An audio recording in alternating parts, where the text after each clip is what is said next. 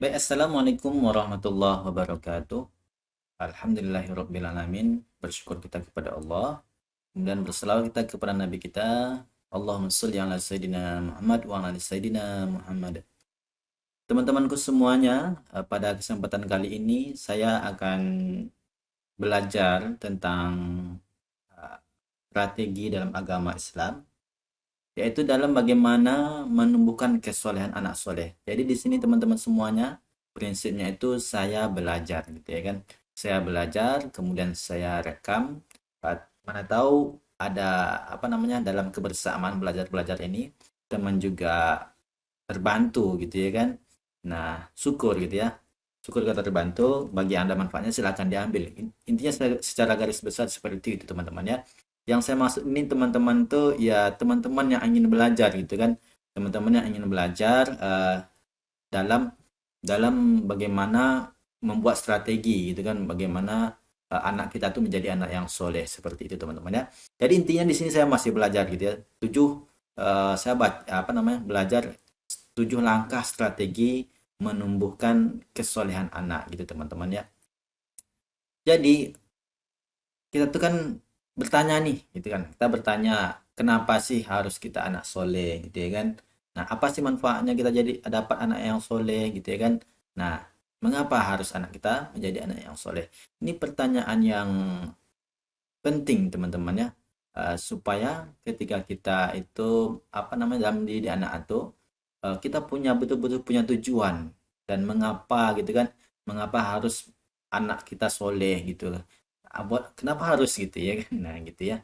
Jadi kita akan jawab ya, setelah kita belajar mengikuti tahap-tahap belajar strategi ini teman-teman ya. Baik, yang pertama itu mengapa anak kita harus anak yang soleh gitu kan. Pertama kita berangkat dari eh, firman Allah Subhanahu wa taala dalam surah An-Nahl ayat 70 teman-teman ya. Baik, di sini akan saya bacakan dulu ayatnya teman-teman ya. Jadi silakan dengarkan. Kalau bacaan saya salah silakan diperbaiki teman-teman ya karena saya juga belajar dalam membaca Al-Qur'an. A'udzu billahi minasyaitonir rajim. Bismillahirrahmanirrahim. Wallahu khalaqakum tsumma yatawaffakum wa minkum man yuraddu إلى أرذل العمر لكي لا يعلم بعد علم شيئا إن الله عليم قدير. Sadaqallahul Aliyyul Azim. Baik teman-teman, itulah bunyi ayat surah An-Nahl yang ke-70 70 teman-teman ya. Di mana dalam surah An-Nahl yang 70 ini, ayat ini memiliki arti Allah menciptakan kamu, kemudian mewafatkan kamu, dan di antara kamu ada yang dikembalikan kepada umur yang paling lemah, supaya dia tidak mengetahui lagi sesuatu yang pernah diketahuinya. Sesungguhnya Allah Maha mengetahui lagi Maha Kuasa. Gitu teman-teman ya. Baik, kurang lebih seperti itu garis apa namanya arti terjemah dari surah An-Nahl 70 dalam bahasa Indonesia teman-teman semuanya ya. Baik, jadi ini sedikit sudah ada ya gitu teman-teman. Sudah ada jawaban sedikit dalam diri kita kenapa anak kita itu harus soleh, mengapa harus gitu ya kan. Yang pertama itu tadi berdasarkan firman Allah Subhanahu wa taala dalam surah 70 ini ya kan. Kita ini kan ada yang diberikan umur yang panjang gitu ya kan, umur yang panjang. Kemudian keadaan kita apa namanya? Keadaan kita pun menjadi lemah gitu ya kan. Nah, kita akan dikembalikan kepada biasanya kalau kita sudah tua itu kan umurnya apa namanya keadaan itu fisik kita mulai lemah gitu ya. Nah, maka kita butuh anak yang soleh, anak yang membantu berbakti terhadap orang tua lah gitu kan. Bayangin teman-teman kita tuh tua gitu kan, tapi kita punya anak dalam kondisi kita tua, lemah gitu kan. Anak-anak kita tuh malah nggak mempedulikan kita gitu. Intinya jadi mereka tidak jadi anak yang soleh gitu kan, tidak mau berbakti terhadap orang tuanya. Maka di dalam kondisi seperti ini kita mau bagaimana gitu kan? Padahal kondisi kita tuh butuh orang gitu ya kan, butuh anak, butuh perhatian dari anak dan segala macamnya. Nah, ini menjadi alasan sedikit alasan, salah satu alasan di antara diri kita ya kan, kebutuhan kita mengapa anak kita harus soleh gitu teman-teman ya. Baik, kita lanjutkan. Kemudian berdasarkan apa namanya perjalanan kehidupan manusia gitu kan. Jika kita melihat kehidupan manusia atau visioner gitu kan, kita tuh kan dulunya tidak ada kan. Kita tuh kan pertama kan di alam roh, kita dulu berada di alam roh, kemudian kita masuk ke alam kehidupan, alam kandungan gitu kan, masuk ke dalam apa namanya berada dalam kandungan ibu kita ya kan, kemudian kita sekarang nih berada di alam dunia. Nah, nanti berikutnya masih banyak lagi perjalanan yang mesti kita tempuh. Di antaranya ada alam kubur, kehancuran alam semesta, kemudian kita melewati hari kebangkitan, padang mahsyar, kemudian syafaat, ya kan? Kemudian dihisab, penyerahan catatan amal, mizan, telaga, dan surat. Nah, itu nanti yang akan menentukan perjalanan kita yang mesti kita lebih banyak lagi setelah kehidupan kita di dunia ini kan menuju surga atau neraka gitu teman-teman ya. Jadi perjalanan kita ini sangat panjang gitu ya kan. Nah, bayangin teman-teman tuh apa namanya? Bahkan di apa namanya dalam beberapa riwayat gitu kan apa namanya hari lamanya hari di akhirat itu kan sangat lama dibandingkan dengan hari yang ada di dunia ini ya kan. Ada yang ya macam-macam lah teman-teman ya. Saya kurang tahu detailnya, pokoknya intinya secara garis besar yang saya pahami ya gitu kan. Yang saya ketahui bahwasanya berlipat-lipat lah, ada yang mengatakan 1000 tahun di dunia gitu kan, ada yang satu hari di akhirat gitu kan. Ditanya kalau kita tahun 2025 berarti 2 hari cuman di akhirat gitu ya kan. Nah, bayangin tuh kehidupan kita di akhirat nanti itu sangat lama gitu kan. Maka kita benar-benar butuh anak yang soleh yang akan menjadi penolong apa namanya penolong lah, tidak menjadi saat kita dihisab, membantu kita gitu ya kan, ya, membantu kita menjadi pertolongan untuk mendapatnya kan ridhonya Allah Subhanahu Wa Taala, masuk ke dalam surganya gitu teman-teman ya. Baik, nah di sini maka sudah bertambah sedikit jawaban kita mengapa anak kita harus soleh ya kan. Pertama syafaat ya kan, dengan memiliki anak yang soleh mudah-mudahan kita mendapat pertolongan Allah Subhanahu Wa Taala untuk masuk ke surganya nanti gitu ya kan. Kemudian mengapa kita harus memiliki anak yang soleh, nanti di saat kita dihisab gitu kan, ini akan menjadi apa ya, apa namanya, penentu juga gitu kan. Saat kita memiliki anak yang soleh, maka step atau bagian nanti akan kita lihat itu hisab itu kan, hari hisab, hari perhitungan gitu kan. Nah, ini juga akan membantu kita teman-teman ya saat kita sukses memperoleh anak yang soleh gitu kan. Dan berikutnya itu adalah ada mizan, kemudian ada menempuh sirat. Dan ini semua teman-teman perjalanan menuju akhirat itu ya kan. Nah, ini penting gitu kan, pentingnya kita memiliki anak yang soleh. Jadi itu sudah ada beberapa alasan tambahan teman-teman ya, mengapa anak kita harus soleh gitu teman-teman ya. Jadi kita lanjutkan berikutnya, ada lagi alasan yang lain ya kan. Kemudian anak yang soleh. Nah, Allah menciptakan jin dan manusia untuk suatu manfaat yang kembali kepadaku, tetapi mereka aku ciptakan untuk beribadah kepadaku, dan ibadah itu sangat bermanfaat untuk mereka sendiri. Quran surah Az-Zariyat 56. Jadi dalam surah Az-Zariyat ayat 56 yang artinya itu tadi artinya teman-teman ya, saya ulangi lagi bacaannya. Quran surah Az-Zariyat ayat 56 yang artinya dalam bahasa Indonesianya teman-teman ya, Allah tidak menciptakan jin dan manusia untuk suatu manfaat yang kembali kepadaku, tapi mereka aku ciptakan untuk beribadah kepadaku, dan ibadah itu sangat bermanfaat untuk diri mereka sendiri gitu teman ya. Jadi kita tuh beribadah. Jadi dalam beribadah ini apa namanya, anak yang soleh itu membantu kita gitu kan dalam beribadah mengabdi kepada Allah Subhanahu Wa Taala. Bayangin teman-teman gitu kan, kita punya anak yang soleh, mereka mendoakan kita semua ya kan. Ya Allah, selamatkanlah orang tuaku, ya kan? Sayangilah kedua orang tuaku gitu teman-teman. Sungguh bahagia sekali gitu teman-teman. Kemudian alasan yang lainnya, Allah Subhanahu wa taala berfirman dalam surah Al-Baqarah ayat 30 yang bunyinya, ingatlah ketika Tuhanmu berfirman kepada para malaikat, sesungguhnya aku hendak menjadikan seorang khalifah di muka bumi. Mereka berkata, mengapa engkau hendak menjadikan khalifah di bumi itu orang yang akan membuat kerusakan padanya dan menumpahkan darah. Padahal kami senantiasa bertasbih dengan memuji engkau dan menyucikan engkau. Tuhan berfirman, sesungguhnya aku mengetahui apa yang tidak kamu ketahui. Jadi dalam surah Al-Baqarah ini adalah percakapan antara malaikat dan Allah Subhanahu wa taala gitu kan. Tentang ketika Allah Subhanahu wa taala hendak menciptakan manusia gitu kan. Hendak menciptakan seorang khalifah di muka bumi gitu kan. Nah, jadi di sini teman-teman, maka dalam mengapa kita harus jadi apa namanya memiliki anak yang soleh, ya kan, supaya kehidupan di muka bumi ini, ya kan, kehidupan di muka bumi ini ketika kita memiliki anak yang soleh, anak-anak kita itu tidak membuat kerusakan di muka bumi ini, tidak menumpahkan darah gitu teman-teman ya.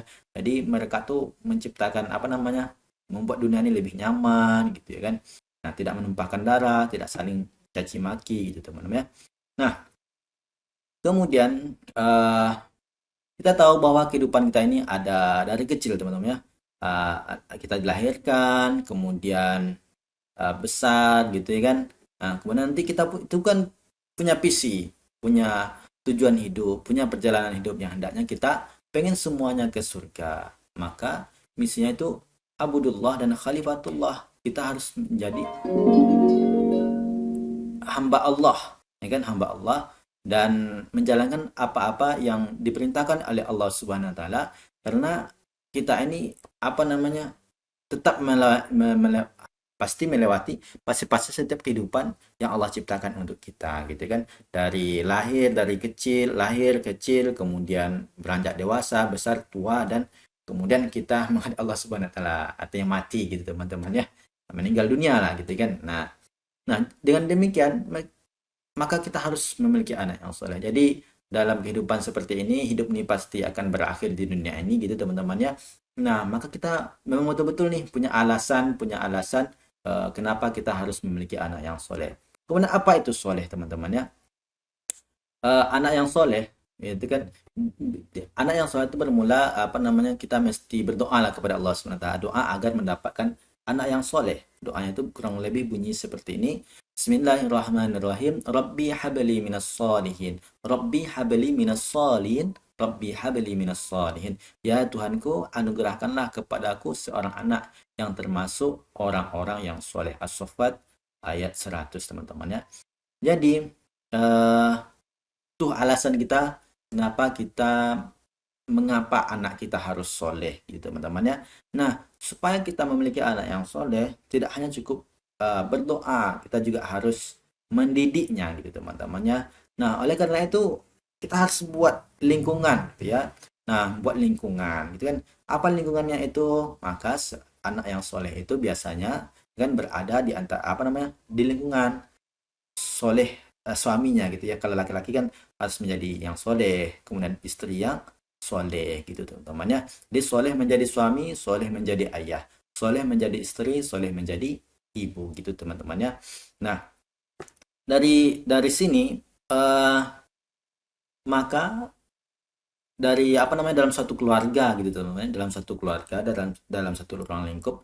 Nah, maka kita lanjutkan berikutnya itu. Jadi soleh itu, jadi memiliki anak yang soleh itu tidak hanya cukup keluarga kita gitu ya kan. Ayah harus orang soleh, anak harus orang yang soleh, kemudian cucu juga harus orang yang soleh. Maka dari sini terciptalah generasi yang soleh, terciptalah keluarga soleh dari generasi ke generasi gitu teman-teman ya. Jadi ini penting gitu ya. Jadi jangan sampai apa namanya, dalam keluarga kita itu ya kan, dalam garis keturunan orang tua kita yang soleh, kita soleh, kemudian kita jadi anak yang soleh gitu kan. Tapi itu nanti anak kita tuh karena kita salah apa namanya, salah tidak mau mempelajari apa ya, tidak mau menerapkan kehidupan yang soleh, akhirnya itu terputus gitu kan. Anak kita malah jadi nggak anak yang soleh gitu kan. Nah, ini nggak boleh teman-teman, ini mesti kita jaga. Itu menjadi anak kita apa namanya, ayah soleh, istri soleh, suami yang soleh, kemudian anak yang soleh, nanti cucu-cucunya juga harus jadi anak yang soleh gitu teman-teman ya. Jadi dengan demikian terciptalah keluarga soleh dari generasi-generasi. Jadi generasi soleh tuh nggak berhenti gitu teman-teman ya, nggak berhenti. Soleh itu toyib, khair, ma'ruf, dan ihsan gitu teman-teman ya. Nah, bagaimana langkah strateginya gitu ya? Bagaimana cara kita uh, apa namanya, anak kita tuh harus soleh gitu ya. Nah, kita mesti ciptakan sebuah struktur, kemudian sistem, pola gitu teman-teman ya. Jadi kita harus ada punya struktur. Kita harus buat strukturnya, kemudian sistemnya, kemudian polanya. Yaitu kan kalau apa namanya, dalam kehidupan kita lah gitu kan. Dalam kehidupan kita ini kita harus buat struktur, buat sistem dalam sebuah keluarga kita, lingkungan sekitar kita, supaya anak kita tuh menjadi anak yang soleh. Kan tidak mungkin anak kita tuh kalau mamanya kita nggak soleh gitu ya kan, nggak menciptakan sistem yang anak yang soleh, pola yang soleh, misalnya tuh azan gitu kan, waktu azan, ini sholat sudah tiba, waktu sholat sudah tiba, sementara kita nggak mau untuk melaksanakan sholat. Jadi bagaimana anak kita mau soleh gitu kan, sementara dari kitanya apa namanya nggak mau yang soleh. Maka oleh karena itu perlu kita pahami ini teman-teman ya, struktur, sistem, pola kehidupan harus menggambarkan, mencerminkan seorang yang soleh gitu teman-teman ya. Nah, kemudian bagaimana sih gambaran-gambaran gitu ya kan, gambaran-gambaran secara rangkum lah supaya kita memiliki anak yang soleh. Yang pertama itu tadi kita punya visi teman-teman, lingkungan menjadi hamba Allah, menjadi orang yang menjalankan perintah Allah Subhanahu wa taala gitu teman-teman ya. Menjadi hamba Allah ya kan, tujuan kita untuk beribadah kepada Allah, tujuan kita itu mengabdi kepada Allah Subhanahu wa taala dan menjalankan apa-apa yang diperintahkan oleh Allah Subhanahu wa taala, meninggalkan semua larangannya ya kan. Nah, kemudian dari sini anak kita itu kan misalnya kita jadi orang tua, kita punya anak. Nah, dalam perjalanan anak kita mesti itu kita kawal, kita bimbing, kita jaga lingkungannya gitu teman-teman ya. Ya, jadi dari sini faktor yang menentukan itu kalau masa anak-anak tuh yang pertama itu orang tua gitu ya, lingkungan orang tua, lingkungan di rumah, kemudian guru gitu kan. Siapa guru anak kita gitu ya kan. Nah, dari sinilah kenapa kita nah, ini salah satu gambaran faktor terbesar teman-teman ya. Em, Anak kita tuh yang menentukan apakah dia jadi anak soleh atau bukan gitu ya kan. Nah, mesti ini kita jaga gitu ya. Pertama orang tuanya soleh, kemudian nanti kalau anak kita tuh belajar, tidak, dia harus belajar sama guru yang soleh juga gitu teman-teman ya. Nah, dasarnya seperti itu gitu ya kan. Kemudian tauhid. Ya, jadi kita ajarkan kepada anak kita itu percaya kepada Allah Subhanahu wa taala ya kan. Sudah dia beriman kepada Allah Subhanahu wa taala, kemudian kita lanjutkan mengajarin itu anak tuh beribadah gitu kan. Cara ajarin cara sholat, cara puasa, cara mengucapkan salam dan segala macam. Nah, dari sini dari mana tuh anak tuh belajar? Setelah kita ajarin, mereka juga butuh teladan. Nah, teladan inilah salah satunya di teman-teman ya. Orang tua juga harus menjadi teladan, guru juga harus menjadi teladan. Nah, setelah mereka senantiasa belajar tentang agama Islam, kemudian belajar dalam kehidupan kita ini, mereka juga belajar mendapat pengetahuan, kemudian juga mereka belajar dari teladan kita gitu ya. Kita juga harus menjadi orang yang soleh gitu teman-teman ya. Kamu apa namanya pengen anak yang soleh, maka kita juga harus jadi orang yang soleh gitu teman-teman ya. Orang tuanya soleh, menjadi orang tua yang soleh, menjadi guru yang soleh gitu, teman-teman. Nah, dari sini setelah apa namanya anak itu punya punya teladan, punya pengetahuan yang baik, ya kan? Nah, mereka ini akan menjadi kebiasaan mereka. Mereka senantiasa sholat, gitu kan? Senantiasa, pokoknya intinya beribadah kepada Allah, gitu kan? Senantiasa punya punya contoh lah. Mereka punya orang apa namanya anak punya orang tua sebagai contoh dalam mengabdi kepada Allah Subhanahu wa taala, guru mungkin punya pengetahuan agama yang banyak yang mengajarkan anak-anak kita itu supaya menjadi hamba Allah yang taat. Jadi ini akan menjadi kebiasaan di diri mereka. Nah, selanjutnya itu berlanjutlah dalam apa namanya dalam berbentuklah mereka menjadi anak yang soleh gitu teman-teman. Jadi kurang lebih seperti itu strategi kita itu teman-temannya, strategi supaya anak kita soleh itu menjadi anak yang soleh. Jadi ini penting sekali teman-teman semuanya ya, mengapa anak kita harus anak yang soleh gitu temannya. Tapi intinya anak yang soleh itu sangat membantu kita kehidupan, baik kehidupan kita di dunia maupun di akhirat. Pokoknya intinya seperti itu teman-teman ya. Anak yang soleh itu sangat penting bagi kita supaya apa namanya menyenangkan menyenangkan menjadi perhiasan lah gitu kan. Anak yang soleh menjadi perhiasan kehidupan kita di dunia, menjadi dan nanti menjadi penolong kita di akhirat. Oleh karena itu teman-teman semuanya, anak mesti kita didik dengan baik karena itu merupakan amanah Allah Subhanahu wa taala. Jadi kurang lebih seperti itu teman-teman, mungkin punya strategi yang lain gitu kan, silahkan teman-teman ya. Pokok intinya kita harus menjawab, harus menyadari bahwasanya anak yang soleh itu penting untuk kita teman-teman ya. Baik, demikian mungkin yang dapat saya share tentang pembelajaran dari saya. Jadi kan saya belajar teman-teman ya, saya belajar bagaimana apa namanya bagaimana menyusun strategi dalam dalam apa namanya dalam bagaimana anak kita tuh menumbuhkan kesolehan dalam anak itu teman-teman ya. Intinya saya belajar teman-teman ya. Ada manfaatnya dari video ini, silakan diambil gitu kan, maksudnya dipelajari, diterapkan gitu kan. Tapi kalau nggak ada manfaatnya mungkin teman-teman kan saya mohon maaf gitu kan. Assalamualaikum warahmatullahi wabarakatuh.